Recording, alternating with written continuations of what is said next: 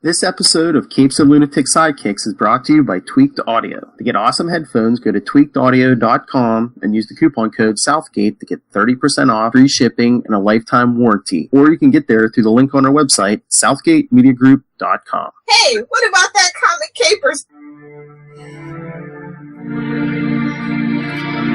Always so impatient. But we're back. Welcome to Comic Capers. Part 3 of our massive No Man's Land crossover event. Massive as in 19 parts. Yes, Philip is crazy. That's right. We're slowly pulling out our 19 parts. I am Phil, and with me as always is... Hey y'all, it is Will Telfire. What's up?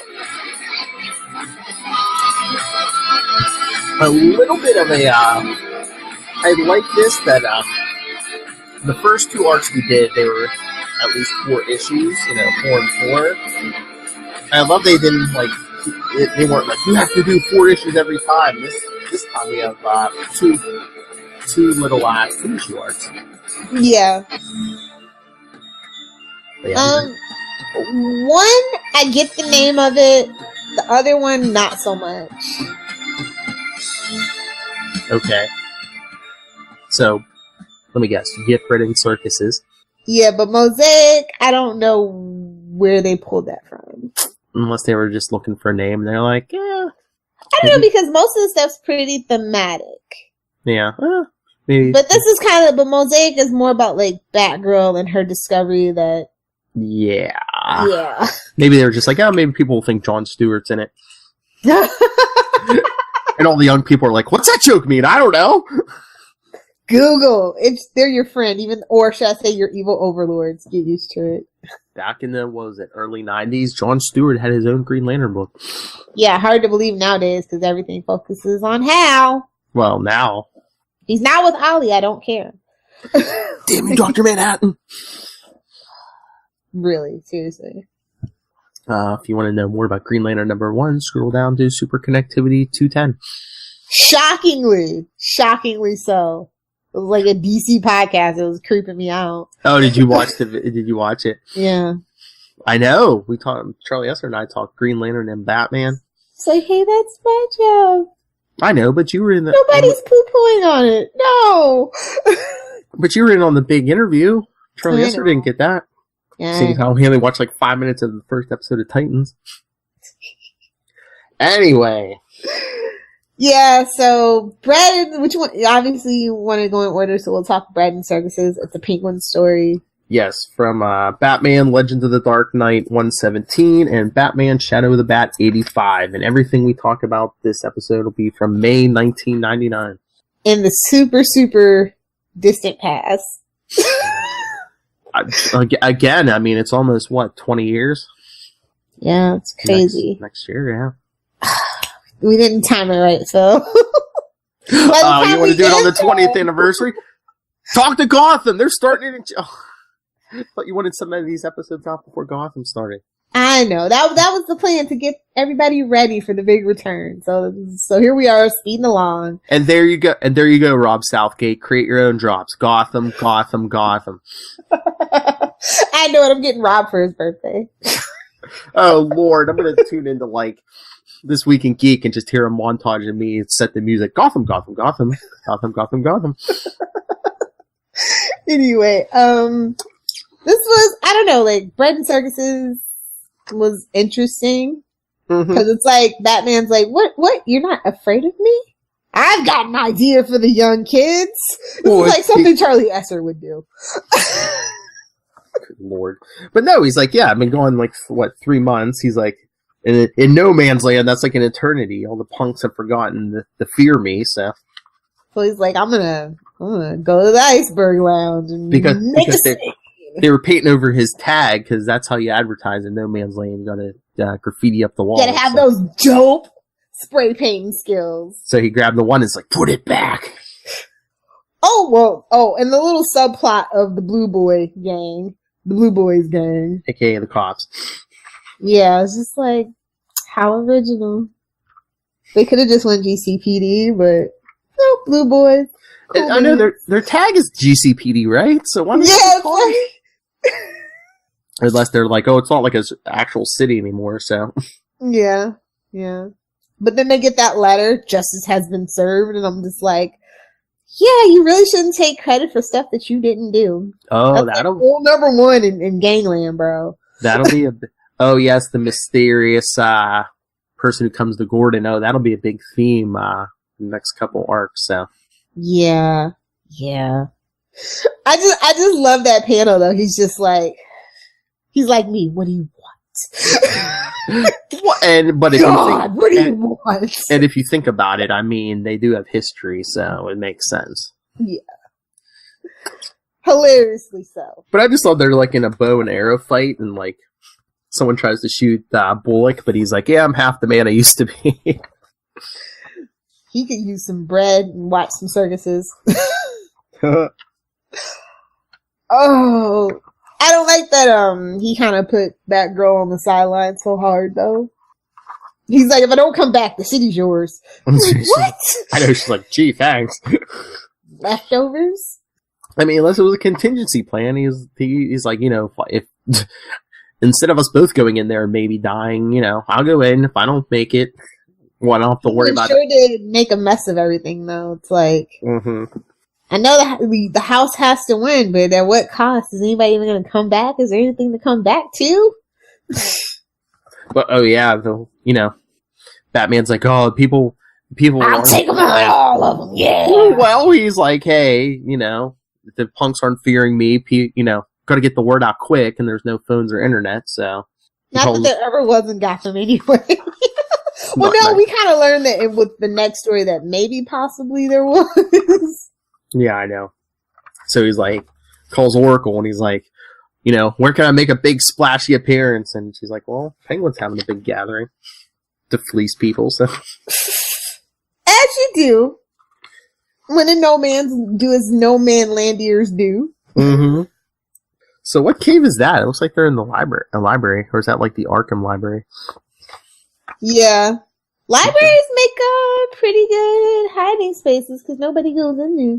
I mean, unless it's just like the corner of the library. It almost looks like someone's den or something. A nice study. Looks like a little Hellfire's den. It's just like books. If it was all comic books, then yes. But yeah, like you said, he's just like, if I die, Gotham, sure. This is a fun little punchy story, but yeah, I'm glad they went the way they did in part 2 because they were just like, oh, Batman has to take on this guy. I'm like, Batman's gonna beat that guy easily. Yeah, and again, like all the henchmen. And again, in No Man's Land, you got to be flashy, so, you know, so he has to let everybody see him. That must be so uncomfortable for him. Oh yeah, because isn't that why he sticks to the shadows? You know, he always tells Superman, well, I'm not bulletproof, you know.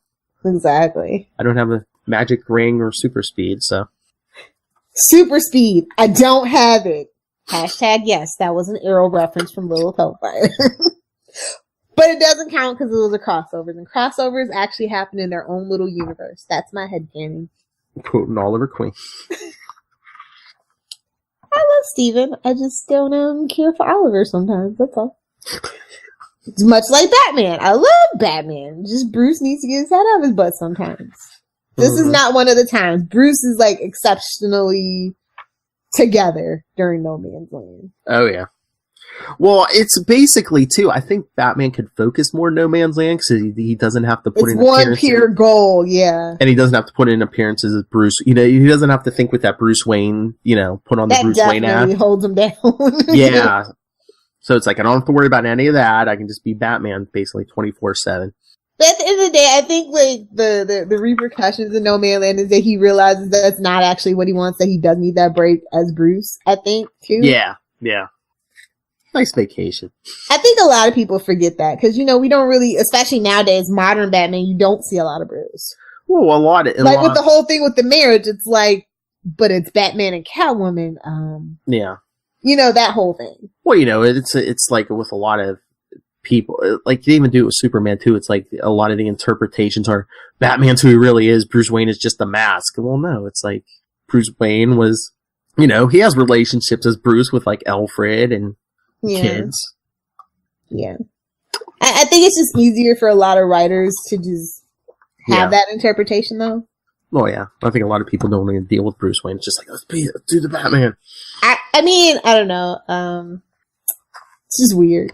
Mm-hmm. It's like when people ignore Clark Kent. It's like, I actually like the Clark stuff more than the Superman stuff a lot of the time. Mm-hmm. So it's like we finally got the family looking at you, Bendis. And then that we fought so hard for. Now it's just like, oh, we're going to flush that down the toilet. Fine. Anywho, so yeah, Batman makes his entrance, knocks Penguin around, He broke his nose, bro. I know, yes! He's trying to make a statement. He's trying to show, get the people to respect and fear him, but then Penguin turns around on him and says, okay, you don't have to fight Dozer, you just have to fight all my guys. Although the rest of his henchmen look pretty, Oh, I know. Wimpy. Some of them it looks like Batman just like literally over the shoulder, done. I know. One punch and done. TKOs. I think the whole plan was just to wear him down with numbers. Yeah. And then, of course, Gordon gets the message, hey, something good big's going down at Penguin's place. Too little, too late. That's the boys in blue for you. Batgirl's still watching.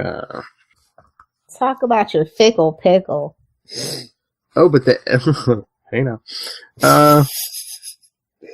But then the cops are ready to attack another gang, but they've already been, it looks like they've been massacred. What happened? Who did this? Could it be the mysterious voice Gordon was talking to? Pretty sure that's what the note heavily implied. Yes. Meanwhile, Batman's on a date. Oh, who is that? Big Barda? How dare you? No, that looks like, what is that, Frenzy from the X-Men? It's all interchangeable, don't worry. But yeah, like you said, no, I mean, we could just get a whole page of him slapping around like the lesser henchmen. So, Mosaic. That was a weird issue. Well, a weird arc. Yeah. I mean, I liked it, but like I said, I have a certain, I feel a certain ways about, Oracle and Barbara Gordon and the whole Batgirl mantle thing. I like all of the different Batgirls, but I do feel like it's this weird, line that's just I don't know. It's too much. What did you think of the art in this arc, Mosaic? I thought they did what they did because, how they initially set it up, with her dreams of Batgirl days and stuff. I don't know. It just seems like, I know it's no man's land. There's, basically no electricity, but it just seemed, too dark. I don't know if there's, way too much inking going on here, but at times... Yeah, it's definitely a stylistic choice. Yeah. That has probably some symbology or meaning behind it. Mm-hmm. But got lost in translation, I guess. But yeah, this one's basically Black Mask and his gang. Yeah, which we got a hint of in last arc. Mm-hmm. And basically, they're going after the clock tower, conveniently. It represents old Gotham. But Batman symbols, man, they're important. Batman's needed somewhere else, quote unquote. So he tells Batgirl, protect the watchtower and don't be seen. Well, now, she failed at that. I mean, Bruce can't be blamed for. I mean, Huntress had already taken up the role of Batgirl by the time he came back, but not telling Barbara, that's all on him. Well, he's like I said, he has his douchebag moments. Mm-hmm. I mean, it wasn't like he wasn't in touch with her. He literally just called her. Yeah, I mean, in the whole Bread and Circuses, he called her. Probably, did he call her in Fear of Faith? I can't remember. But yeah, I mean, yeah. Literally, an issue before this, he was in touch with her. I mean, at the same time, he probably kind of feels guilty. And he hopes, you know what I mean? Mm-hmm. But it's kind of like the Robin thing. After Jason, why do you still have more Robins? After what happens to Barbara, why do you let somebody else take up? You know what I mean? Well, basically, both examples, he wasn't looking for anybody else. I mean, we went how many years? I would have broke their legs. I would have cut their Achilles tendons. I'm just saying. Thank God you're not a parent. Anyway, but I mean, we went how many years without a Batgirl? That's, I think that was definitely an editorial mandate, if you ask me. And I think so too, and then after Jason, I mean, Tim Drake figured it out and came to them. So, yeah, Batman was done with Robins, but then, you can't blame him. Tim's got gumption. He got smart. Anyway, the cliffhanger though is like, I saw someone in a Batgirl suit. No, yeah, cause dun, dun, like literally in my head it went dun dun dun. Barbara's got like that sniper rifle so she can see close, and then she's like, wait, what? And she sees her, which in the second issue I kind of have somewhat of a problem with something, but before we get there, what did you think of Batman's prison where he locks people up? Lockout. He has Lockout as like the warden. I was like, what is this? Flash? Is this Starlight? They're going to say, is this the animated series? Because basically Batman has a prison run by Lockout and his sidekick, KG Beast. Untrustworthy. Yeah, because that's not going to blow up in your face. Guess what? And then who does he have? Who has to clean up that mess? Nightwing. We'll get there. Yeah. This is like, what is he even thinking? I know No Man's Land is frazzling you, but come on, bro. I guess he has too much stuff to do. He's like, someone needs to feed the prisoners, so. Why? Let him starve. He doesn't kill. Or, put them all in one big room and, let them have at it and they can eat each other. Who cares? Well, hey, I mean, you better pray I'm not the president when the zombie apocalypse happens. Criminals in holes. That's my whole platform. I need some kind of drop with you saying holes. Anyway, but no, is this like a theme in No Man's Land? Like, Gordon's working with the mysterious, yeah, everybody's got something that's going to blow up in their face. That is the plot of No Man's Land. Which, I mean... The enemy of my enemy is not your friend at the end of the day. Was it in Bread and Circuses? I mean, they kind of give you clues with, like with the mirror. Yeah. But yeah, so, basically Gordon working with who, and then Batman working with, like, Lockout. Is it just like, look at the alliances people have to make in No Man's Land? Lockout. Yeah. So, I like KGBs though, so that was a good choice on that part. Yeah, I mean, current events, it seems kind of weird, but yeah. Especially Gotham's the place where everybody goes to hide. I mean, he didn't expect KG Beast to betray him. I mean, he basically put Beast in a position where he'd cut his own hand off. Their first battle, we locked him in the sewers and left him to die. I feel like he hopes that people have short-term memories, or that they feel like intimidated enough not to cross him, or whatever it is. Mm-hmm. Hubris, my friend. Icarus flying too close to the sun. That is what this is all about. But no, here's my problem with the second issue. It's like, Batgirl mops up like the Black Maskers, in the street below the clock tower while Barbara's watching. And then Gordon and everyone get there. So Gordon, they show Gordon coming upstairs to check on Barbara. And she wrote down some notes on Batgirl, trying to figure out who it is. Which, female, okay, you can obviously tell she's female. 5'9", and she's guessing the weight, which, okay. Top of the list, Caucasian. How do you know that? Her whole face, her whole entire body is covered. You can't see any skin. What? The eyes. She was in a cyber pretty tight. Look at that suit. You never see the eyes. It's like Batman's suit. You don't see the eyes. I don't know. Maybe it was the way she walked. It's not even like Batman where you can just see like the mouth and the chin. You can't. Her whole head's covered. Her whole body's covered. It's like how. Maybe she had really, really good posture. I don't know. What are you saying? White people have better posture than everyone else? What? Because you got to stick up your... No, I'm kidding. At Little Hellfire.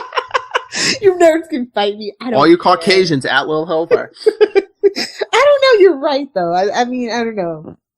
It was clues for the reader. Clues for the reader. I get that, but I just think it's like... I don't know. Maybe her glove came off and somebody messed up. Well, that's what I was even thinking when I was doing the reread. I was just like, oh, maybe the suit got ripped, so maybe she saw some white skin under there. But Phil's in here with the magnifying glass, like, nope, not that. maybe the artist slipped up. Maybe the costume was supposed to be ripped. But yeah, we don't get any rips in the costume. Oh God, I hate that. Low key, I hate that suit. By the way, what the Batgirl suit? Yeah. I mean, Cassandra used it, but she did a little. They did a little zhuzhing with that one. It wasn't quite as. Yeah. Well, it was supposed to. Well, at least at this point, it's supposed to be a mystery suit, so you can't tell, who's under there. Again, that's the purpose of the suit. You weren't supposed to tell if it was a white woman or a black woman, or. For all we know, it could have been Renee Montoya. For all exactly. We know. Which would have been a better twist. I'm just saying. But I mean, I guess you go with Huntress. She already has the skills, and yeah.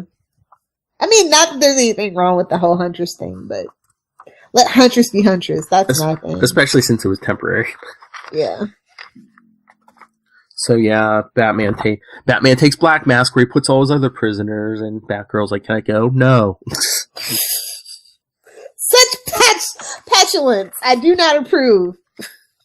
So again, Batman takes Black Mask to walk out, and Batgirl followed him. He says, "You do what I say, otherwise you're out." So bossy. You'll be down to one costume. And what's so up many weird implications about this whole situation. And what's up with Gordon and his wife, man? They get hot, like, arguing with each other? I know people like that in real life. They live for the makeup sex. Little hellfire. Oh, no. I don't like to argue. Either it's my way or the highway. There's no arguing here. Anyway, yeah. We learned Gordon has some peculiar picadillos. That's all I'm saying. Yeah. Between the attitude and the makeup sex, yeah. But then we get the big, we get the big scene with that. Well, no, with Batman and Barbara Gordon.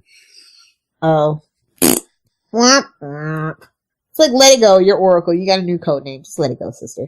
It was just so, when she was like, how could you not tell me there was someone out there, in my costume with my legs? She says really, that. Yeah, but she says that. Her costume, though, so it's just like, shut up. Well, basically, my identity. It's her symbol, sure, but not her actual costume. Bruce Wayne's like, I have that trademark. Exactly. But yeah, no, the cliffhanger, we get the Gordon's mysterious buddy working with Tally Man. God, they really dug deep for these. Who he calls your honor, almost like a judge, like in a court of law. Okay, Philip. Who could that be? I don't know. Gee, Philip, give it away. Why don't you? Like they did. You know what? Just give me two choices. I'll flip a coin and see who. We'll figure it out. Of course you have that coin. Of course you do. I think it came with my copy. Was it of The Dark Knight? Oh! The movie? Yeah. Boy, what villains were in it? What characters were in it? Yeah, how many more hints are you going to give, Philip? Should I give them 2 more? Let's do an about face. Nice. All right. On that note, I would rate Bread and Circuses at an A, and I would give Mosaic a B+. Exactly. Batgirl shouldn't be whiny. Well, Oracle shouldn't be whiny. That's not the Barbara I know and love. I think she would actually be a little more understanding. And Bruce, I really feel like he would have gave her a heads up. I think this was just for reasons. Yeah. I agree with you on both those grades. I think Mosaic could have been an A if Barbara had not been as whiny. Plus, I think the art kind of brought it down for me a little bit. If it had been a little different, it might have brought it up for me. Like I said, I know, I felt like it was like a theme, but the theme got lost in translation. It wasn't my cup of tea, but... Alright, so... On that note... Again, we're on our long, long road of Batman No Man's Land, so send your thoughts. capesandlunatics@gmail.com. On Facebook, I don't know if should I put up the whole list or no, just every week. Just put up what we're doing. Okay. And when it hits the podcast, or when we do it on YouTube? When we do it the night before we do it on YouTube. Okay. And follow, Facebook, Comic Capers, @ComicCapersPod on Twitter, and @CL Sidekicks on Twitter. Follow CL Sidekicks on Instagram. That's where all our stuff goes for Sidekicks. And the voicemail, 614-382-2737. That's 614-38-CAPES. And Lilith, where can people find you? If you nerd. Yeah, if you guys want to do that, @Lilith Hellfire on Twitter and @Lilith Hellfire 86 on Instagram. And if you guys want to talk Smallville, Superman, or just like have some fun swearing on the internet, @Save Me Podcast on Facebook, Pinterest, Instagram, and or Twitter. Lilith will fix it, because Lilith fixes everything. I do my best, sir. That's right. Lilith is the best. I'm the worst. No, you're not. She's the best at being the worst. So you want to hear what she says about next arc, so join us next week for part 4. Ooh, we're already at part 4 next week. And only 15 to go! And if you are watching Legends of Tomorrow, don't forget to tune in here Monday night, 10 o'clock Eastern Standard Time On for our Newcastle crew.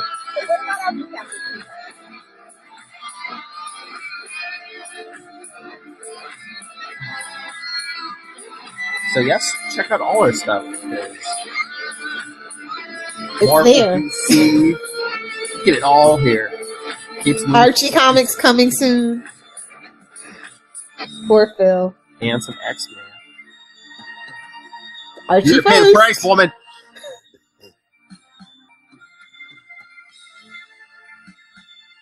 Hold on.